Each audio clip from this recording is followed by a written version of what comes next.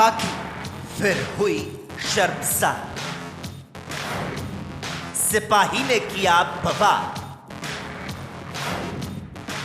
शराब के पैसे को लेकर किया हंगामा। सेल्समैन ने मांगे पैसे तो चढ़े साहब के तेवर।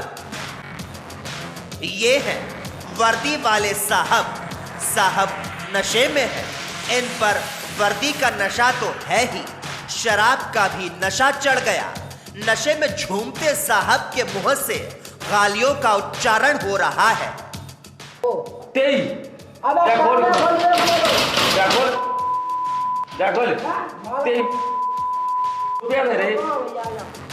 ठेके के सेल्समैन पर वर्दी का रोब झाड़ रहे हैं, उसे गालियों से नवाज रहे हैं, जिद में आकर उसके फाटक को झंझोड़ रहे हैं।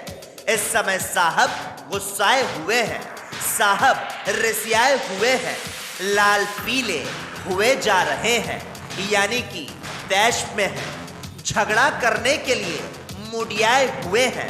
कुल मिला जुला कर कहें तो खोरियाए हुए हैं। आखिर क्यों? सवाल तो ये है।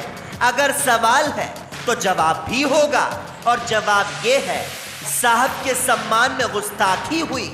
ठेके के सेल्समैन ने इनके सम्मान को धक्का लगा दिया और साहब स्टार्ट हो गए।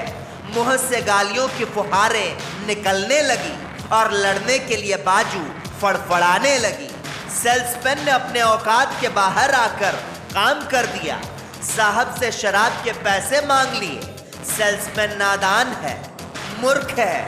साहब की नहीं तो कम से कम वर्दी का लिहाज तो करना चाहिए था।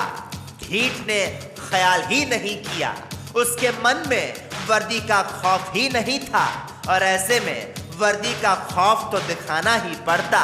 साहब ने दिखाया भी, पैसे की जगह पर जमकर गालियां दी, और अगर ठेके का फाटक खुल गया होता तो कानून का दो चार हाथ भी पड़ ही जाता।